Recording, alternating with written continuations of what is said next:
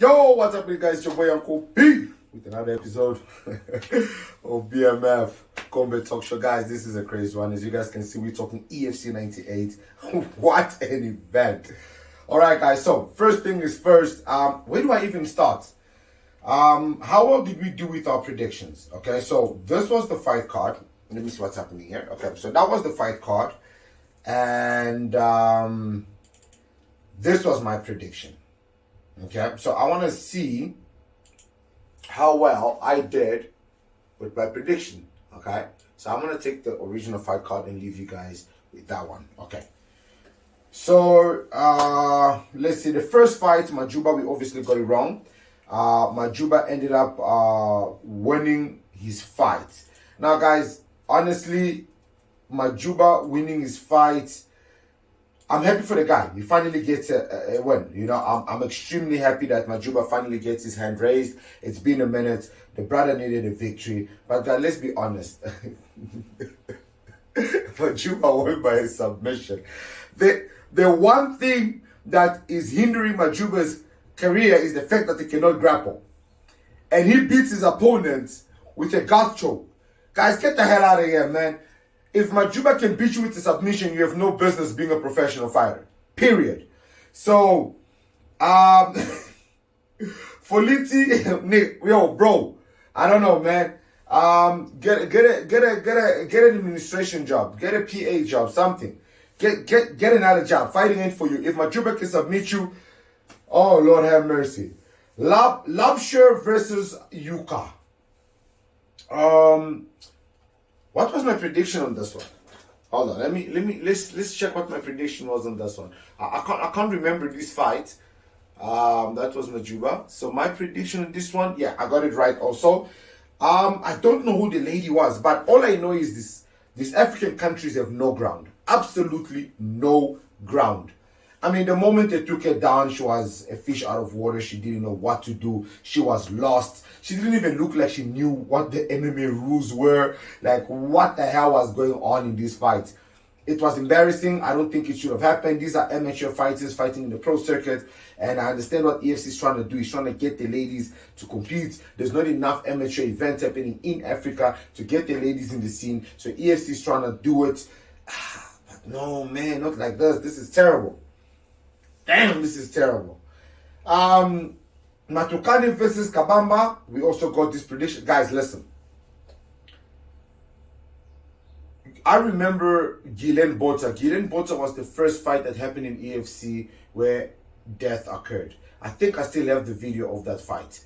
I don't know if I want to play it because it was really terrible. Ghislaine Botha fought...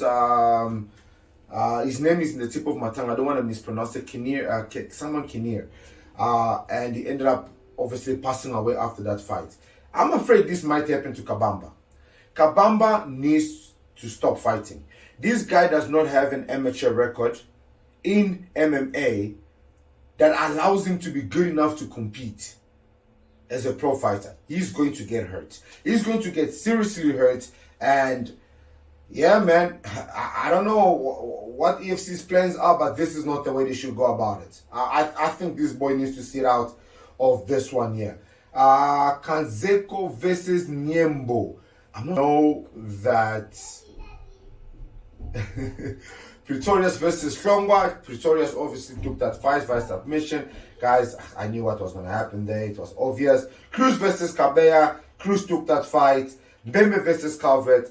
Guys, listen, I keep telling you guys, you know, we need to protect fighters. I understand Ashley Calvert came and he started doing well. Guys, when I tell y'all my predictions, y'all guys need to listen. That was nasty. I keep telling you, Ashley Calvert is no business fight. I'm going to stop the commentary, guys, but this is the end of the fight of Ashley Calvert's fight. Guys, Ashley Calvert needs to just... guys, and Ashley Calvert helped me a lot in MMA when we were part of World of Warriors. Ashley Calvert's an amazing guy. Jokes aside, amazing guy. He's a really good fighter. But that guy just, I don't know. Like, I don't know what is happening. He just can't seem, you know, he came back. He managed to bag 3 wins. But it's like, you know, he's like a car that has a gearbox problem where some gears don't go in, and it's got a clutch problem at the same time. And you know, Ashley Carver just needs to stop fighting.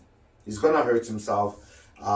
He's gonna become a stepping stone, you know, in MMA. You know, I mean, for him to be knocked out like this was brutal. You know, I mean, Ashley Carver should know you don't step back. You should have cut angles. As he's Shane punching straight, you should have shot for that takedown. But he allowed himself to get run through, and you know, he should have a better fight IQ, and unfortunately it didn't show in this fight, and he got knocked the F out. I think Ashley Carver needs to put his gloves down and just train the kids and something else. And then Du Plessis versus Bandu. Oh my goodness.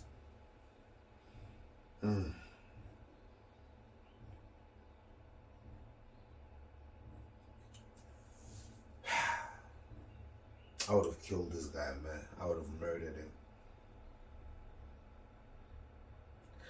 Well, guys, so I picked Bandu to win, and obviously lost by split decision. I still think my prediction was correct. A split decision is either way. I think Bandu took the third round. I understand why they gave it to Du Plessis, but I still think Bandu took the third round. I said it. If you watch the show, I said it. The gas tank is going to be extremely important. Okay? The gas tank is extremely important, and yeah, the gas tank of Du Plessis, obviously, and those leg kicks. Man, guys. But anyways, look, good fight. Du Plessis took the win, so I got that one right. And then, ladies and gentlemen, the main event happened. Vanam Bui versus Triple H happened. Oh my goodness. Okay, so I predicted this fight would have finished in the first round, in the first minute. Technically, it finished in the first round in the first minute because Vanam Bui was scared. I mean, guys, that was the most pathetic, embarrassing performance you can ever expect. I mean, Triple H could have ended that fight anytime he wanted. Triple H was basically, you know the saying, playing with your food. Triple H was a 5-year-old. No, my son is 1 year and 8 months.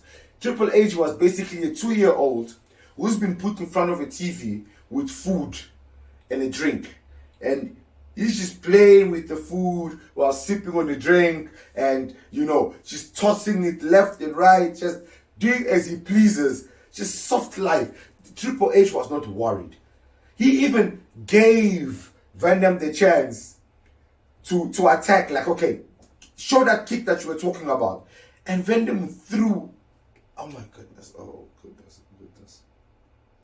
So, I believe in the third round, fourth round, Triple H decided, you know what, enough is enough. Throws a barrage, a couple of punches, and connects to Van Damme. Van Damme drops and finishes Van Damme. Triple H becomes the new EFC heavyweight champion. Now, before it could even be announced, guys, Triple H goes towards Van Damme's corner. Van Damme is on the other side. They're trying to check up on him, make sure that the old man is okay, that he's not getting a heart attack. Triple H moves towards the bomber himself, Elvis Moyo, the individual that I personally thought should be the one fighting for the title. So an incident happened. Elvis Moyo swings at Triple H. Triple H hitting the cage, basically saying to Elvis Moyo, you are next, which is part of the sports. All of a Sunday, Van Damme comes from the back. Oh, goodness me. Van Damme comes from the back and sucker punches Triple H. Right hook. Just to show that Van Damme had no business or has no business competing or being in that cage. Bro's a heavyweight. I would think if a heavyweight sucker punches you when you ain't looking, you should be dead. Van Damme sucker punches.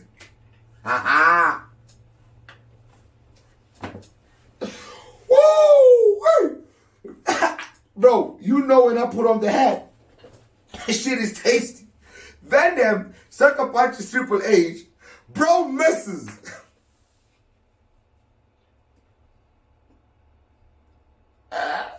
Bro misses. Then goes on a rampage for the next couple of minutes. This is live on TV, guys. I recorded some of the footages. If I find it, I'm play it. I'm gonna edit. And he goes on a rampage and he goes wild and he's going chaos. He's pushing officials and he's going bonkers. Dude, you just got your ass whooped. You just got humiliated. You couldn't fight on an official match. Right there and then you could do whatever you wanted to Triple H. You could hurt Triple H however you wanted. And you couldn't. You were shaking. You couldn't even land anything significant. Now the fight is over. You wanna fight? Now you're a tough guy? How does that work? Look, it was easily Van Dam's last fight. He left embarrassed, obviously. I don't think anybody's gonna wanna be dealing with such chaos. Triple H eventually gets invited back into the ring and he gets crowned EFC's heavyweight champion. Guys, this was something else, man. This year was something else. I'm telling you guys, yeah, man, that was EFC 98. Crazy. Crazy. Guys, tell me what you guys think. Guys, before we end the video, I want to show you guys something really, really cool. So, one thing that I do is predict this fight. And the reason I predict this fight, there are people out there that like to bet. I want to show you guys something really cool that happened. So, this gentleman literally contacted me and he says to me, I want to pause it so I can read the message. Okay? Just give me a second here, guys. There's a pause. I'm going to take my phone and read it from here. You see, guys, I've got 82 subscribers on this page and it's not much, but I continue to bring you guys content anyways. I'm on Twitter, so I interact a lot on Twitter. So you guys give me a follow there. It's going to be pretty cool. I'm on Instagram also and Facebook. So, yeah, give me a shout. So this guy contacts me and says to me, yo, my guy, peace. Hope everything is going well. With you, I need some help with tomorrow's EFC if you got some time. Look out for your boy. Let's eat together. Obviously, it's a business number, so he gets an automated message. I'm like, you want to bet? I ask him. He says, yeah, I want to bet. There's no UFC this weekend. Plus, I am out of diapers for my kid. I felt that. If you guys know, I'm a father of 4. I love kids, man. So I felt that. And I know how much diapers cost, bro. We hustlers. That's why I need you guys to subscribe to the page, man. Grow the page so YouTube can be paying the bro here so I can afford diapers. And he continues. I'm like, and then he sends me a fist bump like, you are that dude. I'm like, I got you, player. Okay. So I immediately went to the EFC website page and I looked for the fight card and I put down my predictions of the fight card, and obviously I sent him this. So I then sent him my predictions for the fight card of the people that I thought he would win.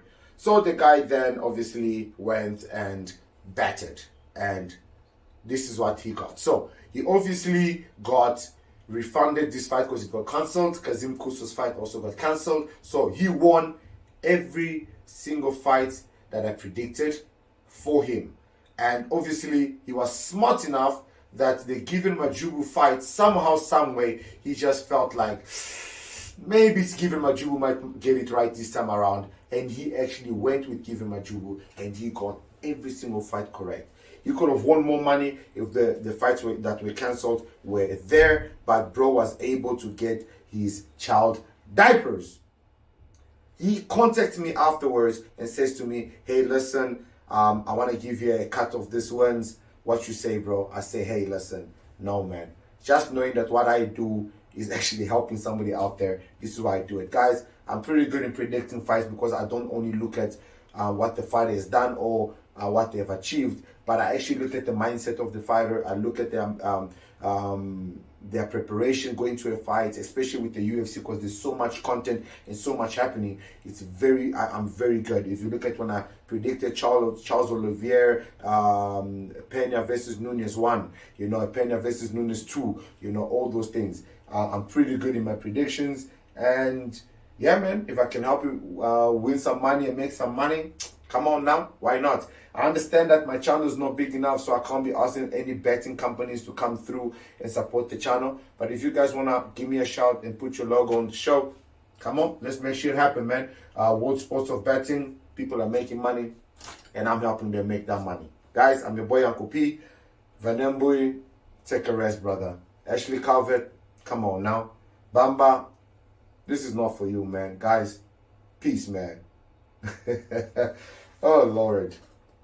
This is crazy.